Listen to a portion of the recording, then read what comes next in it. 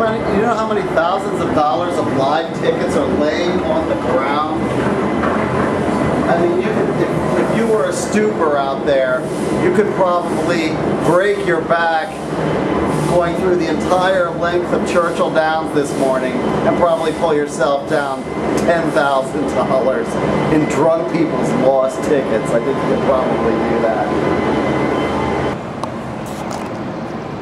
Let's see what we got here, Jeff. 100, 200, 300, 400, 500, 600, 700, 800, 900, 1,000, 11, 12, 13, 14, 15, 16, 17, 18, 19, 20, 21, 22, 23, 24, 25, and some 20s.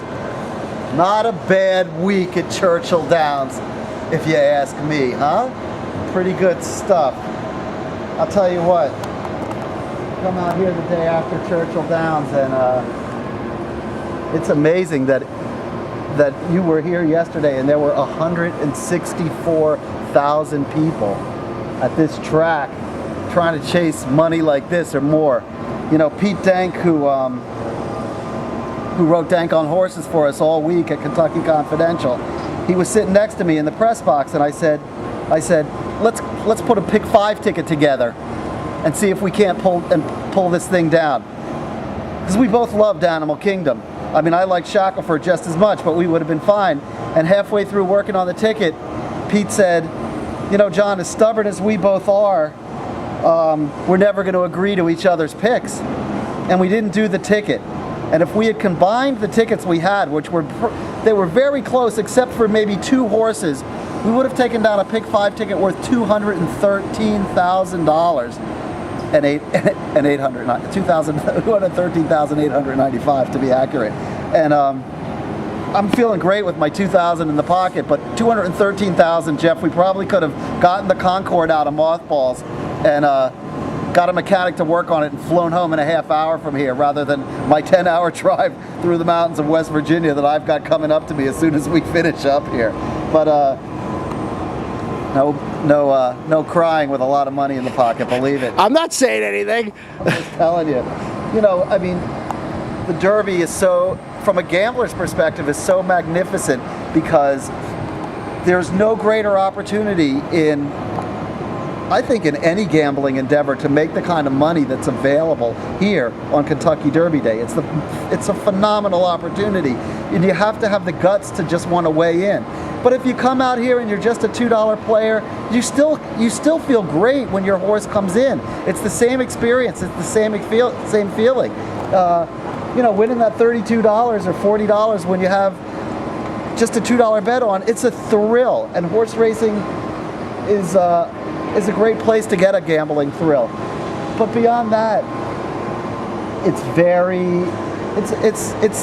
it's almost indescribable how magical this experience is. I mean, you were out here for the first time this year. What did you think? It was, I don't want it to end, you know? I mean, I feel like it just was, I don't know, it's kind of, I can't really put it into words. I've got a whole range of emotions and feelings. You know, when I came out to Churchill Downs last fall and did the Breeders' Cup, I was a blogger with Jessica Chappell, my partner on Kentucky Confidential. I was the blogger for BC 360. And the race between Zenyatta and Blame ended. And I ran back inside there, and the first thing that I wrote about the passing of time and how you build up in this anticipation. What's Zenyatta going to do? What's going to happen in the Kentucky Derby? And you ponder it, and you go out to dinner, and you talk, and people, who do you like, and all this kind of stuff rolls around, and the anticipation builds and builds and builds, and then the 100,000 people come into the track, and the party begins, and it's euphoria. It's a euphoria, and it's a dizziness, and it's one of the most exciting experiences of your life, and then when it ends, you're not deflated, and you're not depressed, and you're not demoralized. You just have the most acute sense of the passing of time and how you can't stop that time from passing, and yet you've enjoyed every moment. And can I hold on to it? No, you can't.